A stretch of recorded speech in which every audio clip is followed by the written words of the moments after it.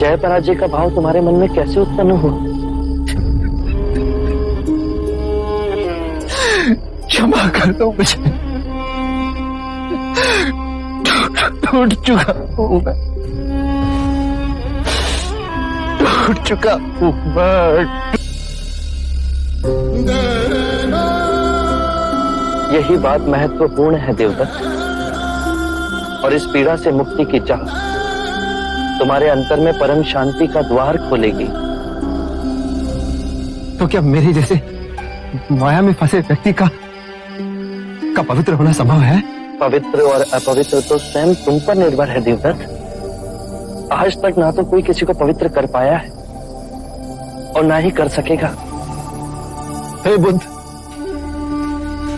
क्या मेरे पुराने सभी कृत्य भूलकर आप मुझे अपने संग में स्थान देंगे? भले या बुरे, मुझे तुम्हारे कोई कृत्य स्मरण नहीं देवदत्त, और तुम भी उन्हें भूल जाओ। जिस दिन तुम्हारे अंतर में बदलने का भाव आया, उसी दिन से तुम्हारी नई यात्रा शुरू हो गई थी। कल प्रातः आनंद तुम्हें दीक्षा देंगे।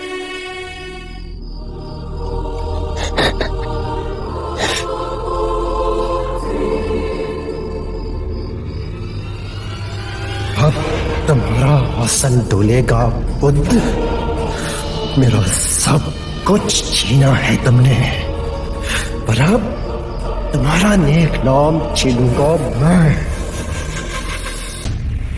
भिक्षु बन के संघ में सम्मिलित हो गया हूं मालविका। आपको संघ में प्रवेश दे दिया? इस दुनिया में दयालु लोग कभी कभी अपनी बड़ी हानि कर बैठते हैं। बहरहाल तुम पे मेरा एक ऋण है, और अब समय आ गया है कि तुम अपना वो ऋण चुकाओ मालविका। आपने जो मुझ पर उपकार किया है उसे मैं कभी नहीं भूल सकती। उसका ऋण मैं अवश्य चुकाऊंगी। हे ईश्वर, तूने मुझसे मेरा सब कुछ छीन लिया, इसलिए अब मैं तेरा संसार त्यागने जा रही हूँ। क्यों बचाया मुझे? क्योंकि आत्महत्या काहे करते हैं जिसने तुम्हें विवश किया इस कुएं में स्वयं को धकेलने के लिए। प्रतिशोध लो उससे। मैं उससे प्रतिशोध नहीं ले सकती। बहुत बड़ा मनुष्य है वो। स्त्री होकर एक पुरुष को वश में नहीं कर सकती। पर कोई वशीकरण काम नहीं करता है। वो महात्मा है। कौन है वो? बुद्ध। बुद्ध? क्या किया है बुद्ध ने तुम्हारे साथ? मेरे सुखी संसार को आग में झोंक दिया उसने। मेरा पति जो मुझ पर प्राण निछावर करता था, उसके प्रभाव में आकर घर गृहस्थी मुझे छोड़कर एक भिक्षुक बन गया, और जीते जी मार दिया है मुझे। और तुम सुंदर हो, चाहो तो कोई और पुरुष तुम्हारा हाथ थाम सकता है। नहीं, एक नारी के नारित्व का अपमान कर कर गया है वो। पूरे गांव में मुझे कलंकित कर दिया। सब सोचते हैं कि शायद मुझ में कोई दोष है। अगर मैं जी नहीं सकती तो मर तो सकती हूँ। जिसने तुम्हारा घर, तुम्हारा संसार विध्वंस करके रख दिया, चैन से जिएगा? हाँ, मैं एक निर्धन निर्बल स्त्री और कर भी क्या सकती हूँ? अरे स्त्री अगर चाहे तो लोहे को भी पिघला सकती है, और तुम कायर हो। कायर नहीं हूँ मैं। प्रतिशोध लेने की हिम्मत है तुम्हें? हाँ है, किंतु मुझे समझ में नहीं आ रहा कि मैं कौन सा मार्ग चुनूं। मार्ग मैं दिखाऊंगा, तुम वही करोगे जो मैं कहूंगा। बुद्ध से कैसे प्रतिशोध लेना है, आप बस मुझे इतना बताइए। प्रतिशोध तो ऐसा होगा मालविका कि बुद्ध स्वयं आत्महत्या करने पर विवश हो जाएगा। उसके भिक्षु उसे गालियां देंगे। प्रतिशोध तो ऐसा होगा कि तुम्हारा अपना पति तुम्हारे चरणों में गिरकर क्षमा की भीख मांगेगा। अब तुम्हें क्या करना है वो ध्यान से सुनो।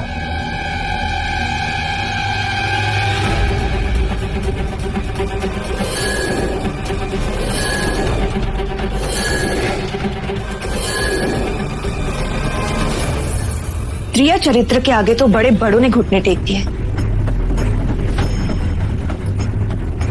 अब देखना मैं क्या करती हूँ।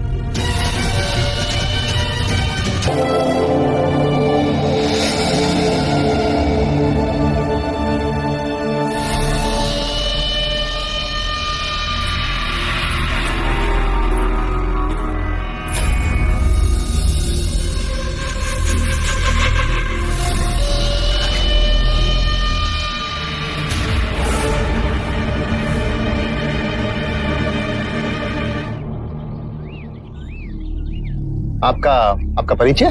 गौमुख। दोमुख।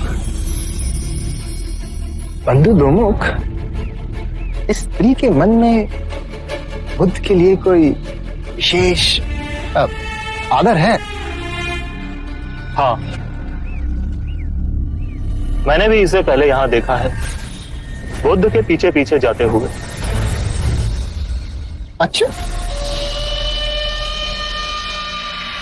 बड़ी विचित्र बात है, नहीं? क्या?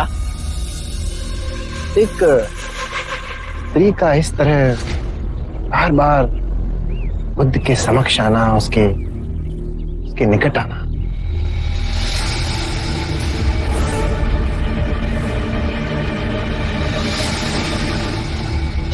ये पुष्प बुद्ध को देना चाहती थी। मैंने इनको पुकारा भी था, किंतु इन्होंने सुना ही नहीं। आप पिछले कई महीनों से बुद्ध के उपदेश सुनने आती हैं, हर दिन उनके दर्शन करती हैं, तो फिर आप भिक्षुणी क्यों नहीं बन जाती? मैं भिक्षुणियों के कठोर नियमों का पालन ना कर सकूंगी। जैसे आपकी इच्छा। यदि पुष्प आप भेंट करना चाहती हैं तो आप अंदर जा सकती हैं बुद्ध के पास। बुद्ध की कुटिया कहाँ है ये मैं भली भांति जानती हूँ। ठीक है, आप जाइए।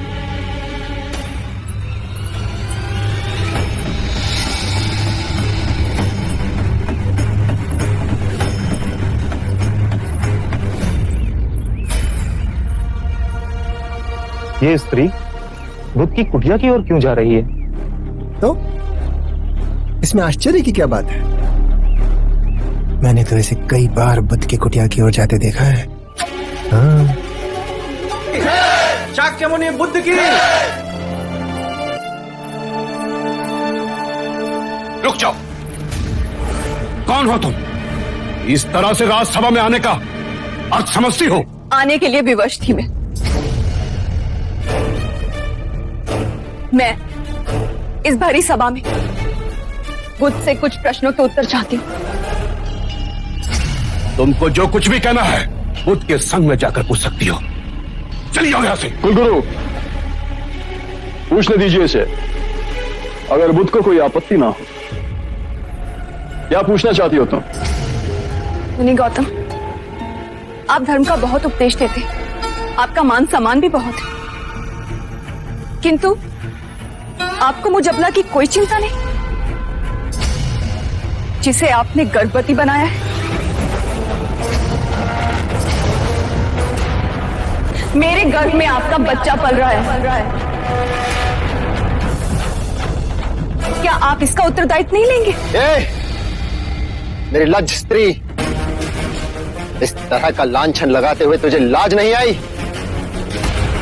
जानती नहीं, बुद्ध वासनाओं से परे है।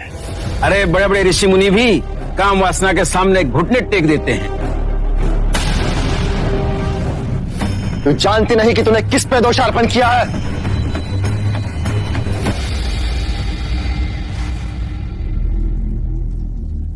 पुत्री, केवल दो ही लोग इस बात की पुष्टि कर सकते हैं कि ये सत्य है या असत्य है, और वो हैं तुम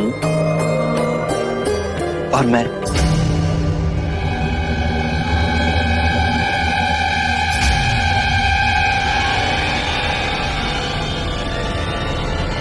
पकड़ो इसे। महाराज, यदि आपकी आज्ञा हो तो इसे पकड़वाएं, इसके मुंह से सच उगलवाएं कि किसका पाप ये बुद्ध के गले बांधना चाहती है।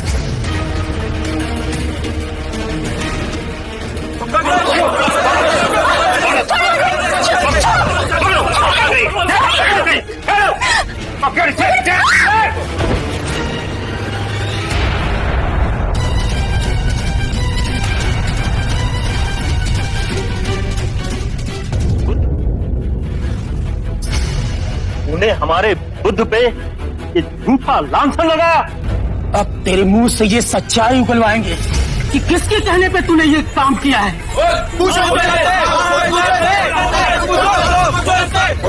ना होगा तुझे। पकड़ लो इसे। महाराज, कृपया कर इसे जीवन दान दें। इसके मन में पश्चाताप है। मैंने इसे क्षमा किया। आप बुद्ध हैं, महान आत्मा, पर इसने मगध के माननीय अतिथि का अपमान किया है। मुझे राजधर्म का पालन करना होगा।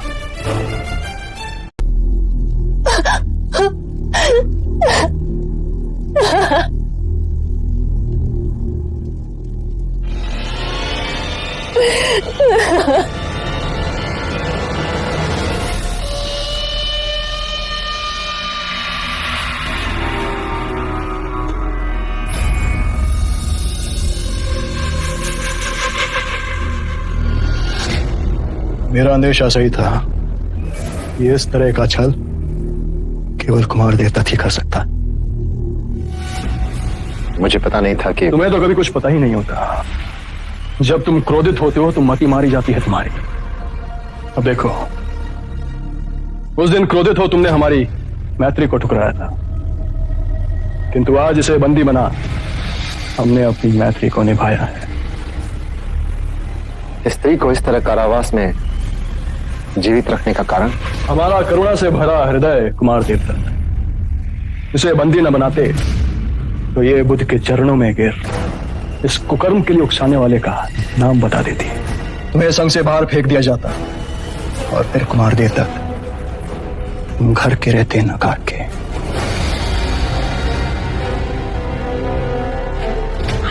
अजात शत्रु, तुम बुद्ध को मारने के बारे में कोई योजना बताने वाले थे।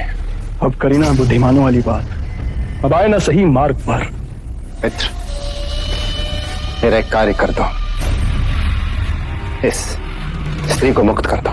सही समय और सही अवसर देखे बिना अजात शत्रु कभी कुछ नहीं करता। और अब तो अजात शत्रु के हाथ में ये दो धारी तलवार आई है। इसका कैसे और कब उपयोग करना है ये तो आने वाला समय ही बताएगा।